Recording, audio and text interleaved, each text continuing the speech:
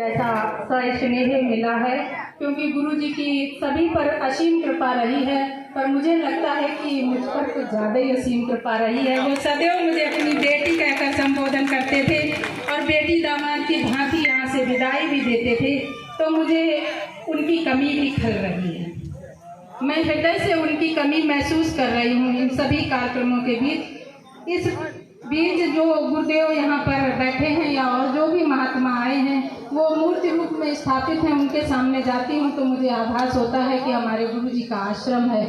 पर वर्तमान में जो हमारे गुरु रूप में यहाँ पर विराजमान हैं वो विलक्षण संत हैं, उनके बाद सादर अभिनंदन करूँगी बबलू शर्मा भाई साहब का और आशीष जी का। तालियों के साथ उनका स्वागत किया जाए, क्योंकि सभी पूरे कार्यक्रम की रूपरेखा से लेकर इस कार्यक्रम को कराने की जिम्मेदारी से लेकर गौ माता का कई महीनों से भरण पोषण की जिम्मेदारी वो अपने कंधों पर उठा रहे हैं, जिसमें आप सभी का विषय हो गए।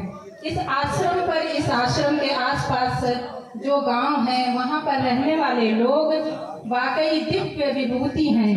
पर ये कहा जाता है कि ना, दिव्य विभूतियों के बाद राक्षसों का भी निवास होता है और उन राक्षसों से लड़ने के लिए किसी न किसी को आगे बढ़ना पड़ता है।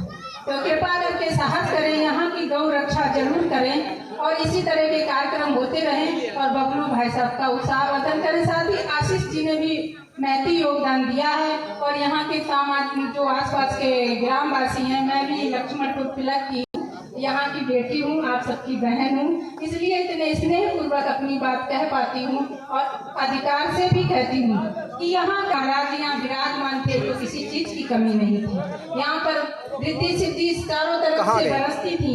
ये दिव्य तपो श्री ब्रह्मचारी महाराज, अखंड ब्रह्मचारी महाराज, बड़े ब्रह्मचारी महाराज, जिनका नारखास में जन्म था, जिनके आशीर्वाद से मेरा जन्म हुआ और मैं इस भूमि की रक्षा के लिए यहाँ सुबह से सोचती हूँ ये तपोभूमि बनी रहे, यहाँ पर कार्य अच्छे अच्छे होते रहे, इसका नाम जग में विख्यात हो। मैं मनु पीठाधीश्वर से अभी मिली, उन्होंने गुरु जी की तस्वीर को देखकर साष्टांग प्रणाम किया। जिनको मुख्यमंत्री अपने से ऊंचा आसन देते हैं, ऐसे पीठाधीश्वर में हमारे श्री ब्रह्मचारी महाराज को देखते ही प्रणाम किया और कहा विभूति कहाँ पर है। मैंने बताया कि ये विभूति अब सशरीर नहीं है, हृदय में निवास करती हैं। उन्होंने शीघ्र ही आश्रम पर आने का आश्वासन भी दिया। साथ ही ये हमारे जो भाई लगे हैं जैसे बबलू शर्मा भाई साहब और अन्य भक्त जो दिखाई नहीं पड़ते हैं, जो बाहर रहते हैं, जो छोटी छोटी सेवाओं में रहते हैं, जो हमें आंशिक अनुदान, आर्थिक अनुदान, शारीरिक अनुदान और कई तरीके के दानों से तृप्त करते हैं इस आश्रम को। पर इस आश्रम पे अगर गौ माता की रक्षा नहीं होगी, साथ साथ गौ माता गोबर के कूड़े में दब करके मृत्यु अवस्था में पाई गई।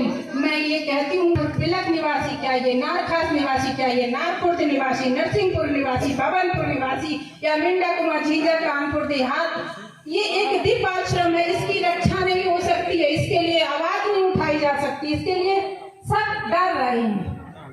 ऐसे डर रहे हैं, क्यों डर रहे हैं भाई?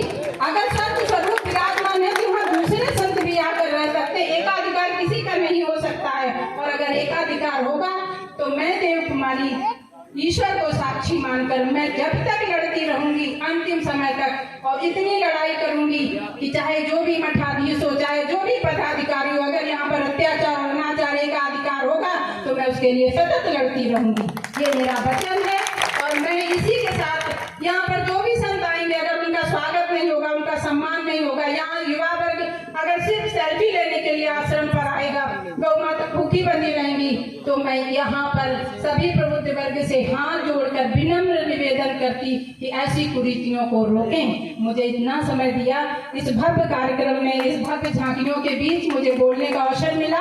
गुरुदेव भगवान की विशेष कृपा रही, सदा ऐसा ही कार्यक्रम होता रहे। जिन भाइयों ने ये कराया उनका परिवार सदैव सदैव सुखी रहे। बबलू पाठक, आशीष अवस्थी और मेरे अन्य भाई जिनके नाम नहीं जानती हैं, जो गुप्त रूप से सभी इसके भागीदार हैं और यहाँ के पीठाधीश्वर स्वरूप जो अपने आप को संबोधित करते हैं, मैं उनसे बोलूंगी कि पीठाधीश्वर के रूप में हमारे अखंड ब्रह्मचारी महाराज जी यहाँ रहेंगे और छोटे ब्रह्मचारी जी ने भी कभी अपने आप को पीठाधीश्वर नहीं कहा। तो यहाँ पर संत वही रहेगा जो गौ